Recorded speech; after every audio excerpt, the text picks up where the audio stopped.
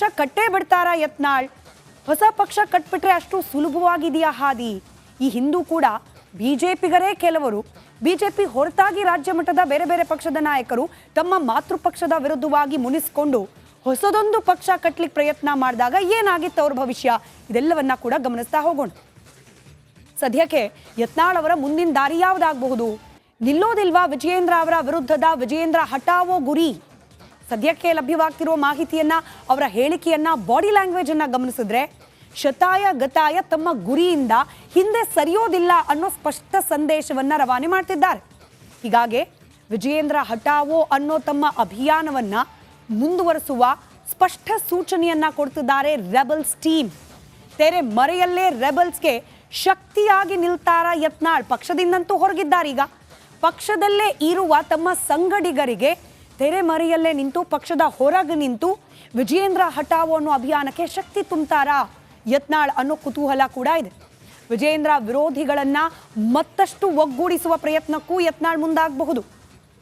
ವಿಜಯೇಂದ್ರ ಅವರನ್ನ ಕೆಳಗಿಳಿಸಿದ್ರೆ ಆಗ ಮತ್ತೊಂದು ಅವಕಾಶ ಬಿಜೆಪಿ ಪಕ್ಷಕ್ಕೆ ಮರಳಲಿಕ್ಕೆ ಯತ್ನಾಳ್ ಅವರಿಗಿದೆ. ದೂರದ ಮಾತಿದು, ಸದ್ಯಕ್ಕಾಗೋ ಕೆಲಸ ಅಲ್ಲ. ಆದರೆ ಇನ್ ಕೇಸ್ ಏನಾದರೂ ಪಕ್ಷದ ಒಳಗೆ ಮತ್ತಷ್ಟು ವಿರೋಧಿ ಅಲೆಗಳು ಹೆಚ್ಚಾದರೆ, ಹಾಲಿ ರಾಜ್ಯಾಧ್ಯಕ್ಷರಿಗೆ ಅವರ ಬದಲಾವಣೆ ಅನ್ನೋದು ಅನಿವಾರ್ಯ ಅನ್ನೋ ಹಂತಕ್ಕೆ ಹೋದಾಗ ಮತ್ತೊಮ್ಮೆ ರೀ ಎಂಟ್ರಿ ಪಡೆದುಕೊಳ್ಳಿಕ್ಕೆ ಯತ್ನಾಳ್ ಅವರಿಗೆ ಒಂದು ಹೊಸ ಮಾರ್ಗ ನಿರ್ಮಾಣ ಆಗಬಹುದು. ಹೊಸ ಅಧ್ಯಕ್ಷ ಬಂದರೆ ಈಗ ಜಾರಿಯಲ್ಲಿರುವ ಈ ಉಚ್ಚಾಟನೆಯ ಆರ್ಡರ್ ಕ್ಯಾನ್ಸಲ್ ಆಗೋ ನಿರೀಕ್ಷೆ ಇದೆ. ಈಗಲೂ ಯತ್ನಾಳ್ ಅವರಿಗೆ ಕೆಲವರು ಪರೋಕ್ಷವಾಗಿ ಬೆಂಬಲವಾಗಿ ನಿಂತಿದ್ದಾರೆ. ಯತ್ನಾಳ್ ಅವರಿಗೆ ಕೆಲ RSSನ ಪ್ರಮುಖರೇ ಶ್ರೀರಕ್ಷೆ ಕೊಡ್ತಿದ್ದಾರೆ ಅನ್ನೋ ಮಾಹಿತಿ ಕೂಡ ಇದೆ. ಹೀಗಾಗಿದ್ದಾಗಿದೆ, ಉಚ್ಚಾಟನೆ ಮಾಡಿದ್ದಾರೆ ಸರಿ, ಆದರೆ ಸ್ವಲ್ಪ ದಿನ ತಾಳ್ಮೆಯಿಂದ ಇದ್ದುಬಿಡು, ಮುಂದಿನ ದಿನಗಳಲ್ಲಿ ಎಲ್ಲವೂ ಸರಿ ಹೋಗುತ್ತೆ ಅನ್ನೋ ಕಿವಿ ಮಾತನ್ನ ಕೊಟ್ಟಿದ್ದಾರೆ RSSನ ನಾಯಕರು. RSSನ ಅಭಯ ಈಗಲೂ ಕೂಡ ಮುಂದುವರೆದಿದೆ. ಯತ್ನಾಳ್ ಅವರಿಗೆ ಕುತೂಹಲ ಇದೆ. ಆದರೆ ಯತ್ನಾಳ್ ಅವ್ರ ಜಾಯಮಾನ, ಅವರ ಹಿಂದಿನ ಟ್ರ್ಯಾಕ್ ರೆಕಾರ್ಡನ್ನು ಗಮನಿಸ್ಕೊಂಡು ಬಂದರೆ ಯಾರೋ ಹೇಳಿದ್ರು ಒಂದು ಮಾತ್ರಕ್ಕೆ ಸುಮ್ಮನೆ ಕೂರೋ ಜಾಯಮಾನ ಯತ್ನಾಳ್ ಅವರದಲ್ಲ. ಈಗ ಒಂದು ಸ್ವಲ್ಪ ದಿನ ಸುಮ್ಮನಿದ್ದು ಬಿಡು, ವಿಜಯೇಂದ್ರ ಅವ್ರ ವಿರುದ್ಧ ಆಗಲಿ, ಯಡಿಯೂರಪ್ಪನವರ ವಿರುದ್ಧವಾಗಲಿ, ಅಥವಾ ಉಚ್ಚಾಟನೆ ಮಾಡಿರುವ ವರಿಷ್ಠರ ವಿರುದ್ಧವಾಗಲಿ ಮಾತನಾಡಬೇಡ ಅನ್ನೋ ಸಜೆಷನ್ ಕೊಟ್ಟರು ವಿಜಯೇಂದ್ರ ಅವರ ವಿರುದ್ಧದ ತಮ್ಮ ವಾಕ್ ಸಮರವನ್ನ, ಸಂಗ್ರಾಮವನ್ನ ಮುಂದುವರಿಸುವ ಸೂಚನೆಯನ್ನ ಯತ್ನಾಳ್ ಆಲ್ರೆಡಿ ಕೊಡ್ತಿದ್ದಾರೆ. ಪಕ್ಷದಿಂದ ಹೊರಗೆ ಉಳಿದ್ರೂ ಕೂಡ ಈ ಹೋರಾಟವನ್ನ ನಿಲ್ಲಿಸೋದಿಲ್ಲ ಅನ್ನೋ ಸ್ಪಷ್ಟ ಸಂದೇಶ ಕೊಡ್ತಿದ್ದಾರೆ ಯತ್ನಾಳ್. ಇನ್ನು ಯತ್ನಾಳ್ ಮುಂದಿರೋ ಅವಕಾಶಗಳು ಏನು? ಹಾಗಾದ್ರೆ ಕೇವಲ ಪಕ್ಷದಿಂದ ಆಚೆ ನಿಂತು ಹೋರಾಟವನ್ನ ಮುಂದುವರಿಸೋದು, ಪಕ್ಷದ ಒಳಗಿರೋ ರೆಬಲ್ಸ್ಗಳನ್ನ ಒಗ್ಗೂಡಿಸೋದು ಇಷ್ಟೇನಾ? ಹೊಸ ಸಂಘಟನೆ ಅಥವಾ ಹೊಸ ಪಕ್ಷದತ್ತ ಒಲವು ತೋರಿಸ್ತಾರ ಯತ್ನಾಳ್? ಬಹಳ ಕುತೂಹಲ ಇದೆ. ಸೋಷಿಯಲ್ ಮೀಡಿಯಾದಲ್ಲಂತೂ ಇದೇ ಚರ್ಚೆ ಆಗ್ತಾ ಇದೆ. ಈಗಿರುವ ಬಿಜೆಪಿ ನಾಯಕರು ಹಿಂದುತ್ವದ ವಿರೋಧಿಗಳು, ಹಿಂದುತ್ವ ಅವರ ಮೂಲಮಂತ್ರ ಅಲ್ಲ, ಮರೆತು ಕೂತಿದ್ದಾರೆ. ಹಿಂದೂ ಹುಲಿ ಯತ್ನಾಳ್. ಹೀಗಾಗಿ ಇವರು ಹೊಸದೊಂದು ಪಕ್ಷವನ್ನ ಕಟ್ಟಬೇಕು, ಅದರ ಫೌಂಡೇಶನ್ ಮತ್ತದೇ ಹಿಂದುತ್ವ ಆಗಿರಬೇಕು, ಅದರ ಸಿದ್ಧಾಂತ ಆಗಿರಬೇಕು ಅಂತ ಹೇಳಿ ನೂತನ ರಾಜಕೀಯ ಪಕ್ಷ ಕಟ್ತಾರ ಯತ್ನಾಳ್? ಎಲ್ಲ ಸಲಹೆಗಳನ್ನ ಗಮನಿಸಿ ಹಿಂದುತ್ವ ಸಿದ್ಧಾಂತದ ಪಕ್ಷ ರಚನೆಗೆ ಮುಂದಾಗ್ತಾರ ಯತ್ನಾಳ್? ಕುತೂಹಲ ಅಂತೂ ಇದ್ದೇ ಇದೆ. ಇನ್ ಕೇಸ್ ಹಾಗೊಂದು ವೇಳೆ ಹೊಸದೊಂದು ಪಕ್ಷ ಕಟ್ಟಿದ್ರೆ ಬಿಜೆಪಿಯಲ್ಲಿರೋ ಹಿಂದುತ್ವವಾದಿಗಳ, ಖಟ್ಟರ್ ಹಿಂದುತ್ವವಾದಿಗಳು, ನಾವು ಹಿಂದಿನ ಬುಲೆಟಿನ್ಗಳಲ್ಲಿ ಒಂದಷ್ಟು ಮಂದಿಯ ಹೆಸರನ್ನ ಕೂಡ ಸೂಚಿಸಿದ್ವಿ. ಬಿಜೆಪಿಯ ಒಳಗೆ ಇರುವ ಖಟ್ಟರ್ ಹಿಂದುತ್ವವಾದಿಗಳ ವಾಯ್ಸ್ ಅನ್ನ ದಮನ ಮಾಡಲಾಗಿದೆ, ಅವರ ಧ್ವನಿಯನ್ನ ದಮನ ಮಾಡಲಾಗಿದೆ. ಪ್ರತಾಪ್ ಸಿಂಹ, ಕಟೀಲ್ ಅವರಾಗಿರಬಹುದು, ಯಾರೆಲ್ಲ ಪ್ರಖರ ಹಿಂದುತ್ವವಾದಿಗಳು ಅಂತ ಗುರುತಿಸ್ಕೊಳ್ತಾ ಇದ್ರು. In fact for example CT Ravi ಅವರು ಕೂಡ. ಇಂಥವರ ಬೆಂಬಲ ಯತ್ನಾಳ್ ಅವರಿಗೆ ಸಿಗುತ್ತಾ? ತೆರೆ ಮರೆಯಲ್ಲಿ ಬಿಜೆಪಿ ನಿಷ್ಠಾವಂತರು, ಯಡಿಯೂರಪ್ಪ ಹಾಗೆ ವಿಜಯೇಂದ್ರ ಅವರ ಬೆಂಬಲಿಗರಲ್ಲ, ಕಟ್ಟರ್ ಬಿಜೆಪಿ ವಾದಿಗಳು, ಕಟ್ಟರ್ ಹಿಂದುತ್ವವಾದಿಗಳಂತೇನು ಬಿಜೆಪಿಯಲ್ಲಿದ್ದಾರೆ, ಅವರೆಲ್ಲರೂ ಕೂಡ ಯತ್ನಾಳ್ಗೆ ಬೆಂಬಲವಾಗಿ ನಿಲ್ತಾರ ಅನ್ನೋ ಕುತೂಹಲ ಇದೆ. ವಿಜಯೇಂದ್ರ ವಿರೋಧಿ ಬಣದ ಸಾಥ್ ನಿರೀಕ್ಷೆಯಲ್ಲಿದ್ದಾರೆ ಯತ್ನಾಳ್. ಪಕ್ಷದ ನೆಲೆಯನ್ನ ವಿಸ್ತರಿಸಿದ್ರೆ ಮುಂದೆ ಉಜ್ವಲ ಭವಿಷ್ಯ ಯತ್ನಾಳ್ ಅವರಿಗೆ ಸಿಗುವ ಸಾಧ್ಯತೆ ಇದೆ. ಕಷ್ಟ ಇದ್ದೇ ಇದೆ. ಈ ಬಗ್ಗೆ ಯೋಚನೆ ಮಾಡ್ತಿದ್ದಾರೆ ಸದ್ಯಕ್ಕೆ ಬಸನಗೌಡ ಯತ್ನಾಳ್. ಆದರೆ ಹೊಸ ಪಕ್ಷ ಕಟ್ಬಿಟ್ರೆ ಅಷ್ಟು ಸುಲಭ ಇದೆಯಾ ಹಾದಿ?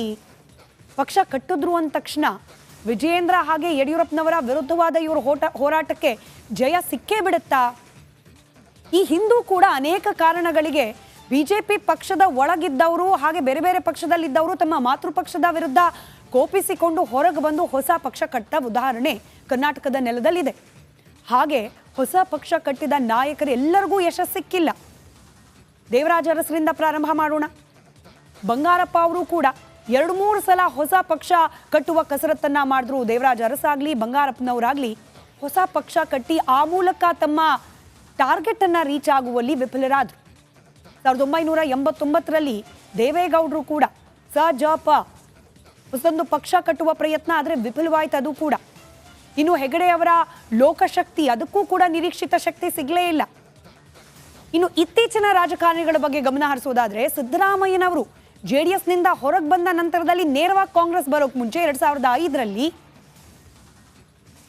ಅಖಿಲ ಭಾರತೀಯ ಪ್ರಗತಿಪರರ ಜನತಾದಳ ಪಕ್ಷವನ್ನ ಕಟ್ಟೋ ಪ್ರಯತ್ನವನ್ನ ಮಾಡಿದ್ರು. ಸಕ್ಸಸ್ ಆಗಲಿಲ್ಲ. ಕಾಂಗ್ರೆಸ್ ಪಕ್ಷದ ಕೈ ಹಿಡಿಬೇಕಾದ ಅನಿವಾರ್ಯತೆ ನಿರ್ಮಾಣವಾಯಿತು. ಯಡಿಯೂರಪ್ಪನವರ ಕತೆ ನಮಗೆ ಗೊತ್ತೇ ಇದೆ. 2013ರಲ್ಲಿ ಯಡಿಯೂರಪ್ಪನವರು ಕೂಡ ಹೊಸದೊಂದು ಪಕ್ಷ ಕಟ್ಟಿದ್ರು, KJP. ಮತ್ತೆ ವಾಪಸ್ ಬಿಜೆಪಿಗೆ ಬರೋ ಅನಿವಾರ್ಯತೆ ಯಡಿಯೂರಪ್ಪನವರಿಗೆ. ಶ್ರೀರಾಮುಲು ಅವರು ಕೂಡ BSR ಪಕ್ಷ ಕಟ್ಟಿದ್ರು, ಅದಕ್ಕೂ ಬಲ ಸಿಗಲಿಲ್ಲ. ಜನಾರ್ದನ ರೆಡ್ಡಿ ಅವರು ಚುನಾವಣೆಯನ್ನ ಕೂಡ ಕಂಟೆಸ್ಟ್ ಮಾಡಿಬಿಟ್ರು, ಆದರೆ ಅವರ ಹೊಸ ಪಕ್ಷಕ್ಕೂ ಕೂಡ ಹೆಚ್ಚಿನ ಜನಮನ್ನಣೆ ಸಿಗಲಿಲ್ಲ. ಹೀಗೆ ಅನೇಕ ಪ್ರಬಲ ನಾಯಕರು ಹೊಸ ಪಕ್ಷಗಳನ್ನ ಕಟ್ಟಿದ್ರು ಕೂಡ ಜನ ಬೆಂಬಲ ಸಿಗದೇ ಇರೋದು. ಯತ್ನಾಳ್ ಅವರು ಹೊಸ ಪಕ್ಷ ಕಟ್ಟಿದ ಮಾತ್ರಕ್ಕೆ ಈಸಿಯಾಗಿ ಅವರ ಟಾರ್ಗೆಟ್ ಅನ್ನ ರೀಚ್ ಮಾಡ್ಲಿಕ್ಕೆ ಸಾಧ್ಯನಾ? ವಿಜಯೇಂದ್ರ ಹಾಗೆ ಯಡಿಯೂರಪ್ಪನವರ ವಿರುದ್ಧದ ಧ್ವನಿಯನ್ನ ಯತ್ನಾಳ್ ಅವರು ಹೊಸ ಪಕ್ಷದ ಮೂಲಕ ಮತ್ತಷ್ಟು ಹೆಚ್ಚು ಮಾಡ್ಲಿಕ್ಕೆ ಸಾಧ್ಯನಾ ಅನ್ನೋ ದೊಡ್ಡದೊಂದು ಪ್ರಶ್ನೆ ಹಾಗೆ ಉಳಿದು ಬಿಡುತ್ತೆ. ಹೀಗಾಗಿ ಯತ್ನಾಳ್ ಅವರಿಗೆ RSS ನಾಯಕರು ಕೊಟ್ಟಿರುವ ಸಲಹೆಯಂತೆ ಒಂದಷ್ಟು ದಿನ ಸುಮ್ಮನಿದ್ದು ಮುಂದಿನ ದಿನಗಳಲ್ಲಿ ಆಗಲಿರುವ ಬೆಳವಣಿಗೆಗಳನ್ನು ಗಮನದಲ್ಲಿಟ್ಕೊಂಡು ಕ್ರಮವನ್ನು ಕೈಗೊಳ್ಳೋದೇ ಸೂಕ್ತ ನಿರ್ಧಾರ ಆಗಬಹುದಾ ಅನ್ನೋ ಕುತೂಹಲ. ಹಾಗೆ ನೋಡಿದ್ರೆ ಕಳೆದ 4 ದಶಕದಿಂದ BJPಗೆ ಹಿಂದುತ್ವನೇ ಬೆನ್ನೆಲುಬು. ಒಂದು ಲೆಕ್ಕದಲ್ಲಿ BJP ಈ ಪರಿ ಬೆಳೆದು ನಿಲ್ಲೋಕೆ ಸೌತ್ ಇಂಡಿಯಾ, ದಕ್ಷಿಣ ಭಾರತದಲ್ಲಿ ಹೆಬ್ಬಾಗಿಲು ಅಂತ ಕರೆಸ್ಕೊಳ್ತು ಕರ್ನಾಟಕ. ಇಲ್ಲೂ ಕೂಡ ಅಧಿಕಾರದ ಹಂತಕ್ಕೆ ಹೋಗ್ಲಿಕ್ಕೂ ಕೂಡ ಒಂದು ಹಂತದಲ್ಲಿ ಹಿಂದುತ್ವವಾದಿಗಳೇ ಕಾರಣ. ಆದರೆ ಹೊಳೆ ದಾಟಿದ ಮೇಲೆ ಅಂಬಿಗನನ್ನ ಮರೆತರು ಅನ್ನೋ ಮಾತಿನಂತೆ BJPಯ ಸ್ಥಿತಿ ಇದೆಯಾ? ಇಂಥದ್ದೊಂದು ಪ್ರಶ್ನೆ ಇದೀಗ ಉದ್ಭವ ಆಗಿದೆ. ಇದಕ್ಕೆ ಕಾರಣ ಕೂಡ ಇದ್ದೇ ಇದೆ. ಕಳೆದ ಕೆಲ ವರ್ಷಗಳಿಂದ ಒಬ್ಬೊಬ್ಬರಾಗೆ BJP ಪಕ್ಷದ ಒಳಗಿನ ಖಟ್ಟರ್ ಹಿಂದುತ್ವವಾದಿ ನಾಯಕರನ್ನ ಸೈಡ್ ಲೈನ್ ಮಾಡ್ತಾ ಇದೆ BJP ಪಕ್ಷ. ಈ ರೀತಿಯ ಎಕ್ಸಾಂಪಲ್ಗಳು ಕೂಡ ಅನೇಕ ಇದೆ. ಲೇಟೆಸ್ಟ್ ಉದಾಹರಣೆ ಯತ್ನಾಳ್.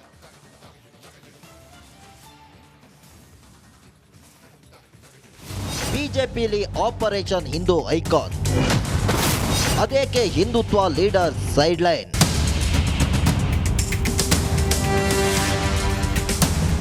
ಹಾಗೆ ನೋಡಿದ್ರೆ 1980ರ ದಶಕದಲ್ಲಿನ ಬಾಲ್ಯಾವಸ್ಥೆಯಲ್ಲಿ ಕೇವಲ 2 ಸೀಟು ಹೊಂದಿದ್ದ ಬಿಜೆಪಿ ಇದೀಗ ವಿಶಾಲವಾಗಿ ಬೆಳೆದು ನಿಲ್ಲೋಕೆ ಪ್ರಮುಖ ಕಾರಣ ಹಿಂದುತ್ವದ ಸಿದ್ಧಾಂತ. ರಾಮ ಜನ್ಮಭೂಮಿಗಾಗಿ ಅಡ್ವಾಣಿ ನೇತೃತ್ವದಲ್ಲಿ ನಡೆದ ಹೋರಾಟ ಬಿಜೆಪಿಗೆ ದೇಶದಲ್ಲಿ ಭದ್ರ ನೆಲೆ ಒದಗಿಸಿತು ಅಂದ್ರೆ ತಪ್ಪಾಗಲಾರದು. ಇದಾದ ಮೇಲೂ ಹಿಂದುತ್ವದ ಪ್ರಬಲ ಪ್ರತಿಪಾದಕನಾಗಿ ಹೊರಬಂದ ಬಿಜೆಪಿ ಇದೀಗ ಭಾರತ ಮಾತ್ರವಲ್ಲ, ವಿಶ್ವದಲ್ಲೇ ಅತಿ ದೊಡ್ಡ ಕಾರ್ಯಕರ್ತರ ಪಡೆ ಹೊಂದಿದ ಪಕ್ಷವಾಗಿದೆ. ಹಿಂದುತ್ವವನ್ನೇ ಆಧಾರವಾಗಿಸಿಕೊಂಡು ಬೆಳೆದು ನಿಂತ ಬಿಜೆಪಿಯಲ್ಲಿ ಪಕ್ಷ ಕಟ್ಟಿದ ಹಿಂದೂವಾದಿಗಳನ್ನೇ ತುಳಿಯಲಾಗ್ತಿದ್ಯಾ? ಪದೇ ಪದೇ ಈ ವಾದಕ್ಕೆ ಪುಷ್ಟಿ ಕೊಡುತ್ತಿವೆ ನಾನಾ ಬೆಳವಣಿಗೆಗಳು. ಇದರಲ್ಲಿ ಕೆಲ ಎಕ್ಸಾಂಪಲ್ಗಳನ್ನ ನೋಡೋದಾದ್ರೆ, ಕಳೆದ ಲೋಕಸಭಾ ಎಲೆಕ್ಷನ್, ಇದರಲ್ಲಿ ಹಿಂದುತ್ವದ ಬ್ರಾಂಡ್ ಆಗಿ ಗುರುತಿಸಿಕೊಂಡಿದ್ದು ಅನಂತಕುಮಾರ್ ಹೆಗಡೆ, ಪ್ರತಾಪ್ ಸಿಂಹ. ಹಿಂದುತ್ವದ ಬಗ್ಗೆ ಸದಾ ಎದ್ದು ನಿಲ್ಲುತ್ತಿದ್ದ ಈ ಇಬ್ಬರು ಸಂಸದರು ಮರು ಆಯ್ಕೆ ಕನಸಿಗೆ ಬಿತ್ತು ಕೊಳ್ಳಿ. ಇಬ್ಬರು ಕೇಸರಿ ನಾಯಕರಿಗೆ ಸಿಗಲಿಲ್ಲ ಟಿಕೆಟ್. ಹಾಗೆ ತಮ್ಮ ಪುತ್ರನಿಗೆ ಟಿಕೆಟ್ ಬಯಸಿದ್ದ ಮತ್ತೋರ್ವ ಹಿರಿಯ ನಾಯಕ KS ಈಶ್ವರಪ್ಪಗೂ ಬಿಜೆಪಿ ತೋರಿದ್ದು ಬಾಗಿಲನ್ನ. ಇದು ಲೋಕಸಭಾ ಎಲೆಕ್ಷನ್ ನಲ್ಲಿ ಹಿಂದುತ್ವ ಲೀಡರ್ಗಳ ಕಡೆಗಣಿಗೆ ಪಾಯಿಂಟ್ ಆದ್ರೆ, ಇದಾದ ಮೇಲೆ ಹಿರಿಯ ನಾಯಕ CT ರವಿಗೆ ಎಲ್ಲ ಅರ್ಹತೆಗಳಿದ್ರೂ ಕೊಡ ಮಾಡಲಿಲ್ಲ ವಿಧಾನ ಪರಿಷತ್ ವಿಪಕ್ಷ ನಾಯಕನ ಸ್ಥಾನವನ್ನ. ಆಳೋ ಕಾಂಗ್ರೆಸ್ ಪಕ್ಷವನ್ನ ಕಟ್ಟಿಹಾಕೋ ವಾಕ್ಚಾತುರ್ಯ ಇದ್ದಾಗ್ಯೂ ಇಲ್ಲಿ CT ರವಿಯನ್ನ ಪಕ್ಕಕ್ಕೆ ದೂಡಲಾಯಿತೆಂಬ ಅಸಮಾಧಾನ ಬಿಜೆಪಿಯಲ್ಲಿ ಒಂದು ವರ್ಗದಲ್ಲಿದೆ. ಹೀಗೆ ಒಬ್ಬೊಬ್ಬರೇ ಹಿಂದೂ ನಾಯಕರನ್ನ ಪಕ್ಷದಿಂದ ತೆರೆಮರೆಗೆ ತಳ್ಳುತ್ತಿರೋ ಬೆನ್ನಲ್ಲೇ ಈಗ ಈ ಸಾಲಿಗೆ ಸೇರಿದ್ದು ಬಸನಗೌಡ ಪಾಟೀಲ್ ಯತ್ನಾಳ್. ಸದಾ ಹಿಂದುತ್ವ ಅಂತ ದನಿ ಎತ್ತುತ್ತಲೇ ಬಂದಿದ್ದ ಹಿಂದುತ್ವದ ಫೈರ್ ಬ್ರ್ಯಾಂಡ್ ಎಂದೇ ಖ್ಯಾತಿ ಪಡೆದಿದ್ದ ಯತ್ನಾಳ್ಗೆ ಗೇಟ್ ಪಾಸ್ ಕೊಡಲಾಗಿದೆ. ಇದರೊಂದಿಗೆ ರಾಜ್ಯದಲ್ಲಿ ಒಂದು ಮಟ್ಟಕ್ಕೆ ಇದ್ದ ಮೊದಲ ಹಂತದ ಹಿಂದೂ ಲೀಡರ್ಗಳನ್ನೆಲ್ಲ ಸೈಡ್ ಲೈನ್ ಮಾಡಲಾಗಿದೆ. ಈಗ ಬಿಜೆಪಿಯಲ್ಲಿ ಇಂಥ ಬೆಂಕಿ ಬಿರುಗಾಳಿ ಹಿಂದೂ ನಾಯಕರನ್ನ ಟಾರ್ಚ್ ಹಾಕಿ ಹುಡುಕ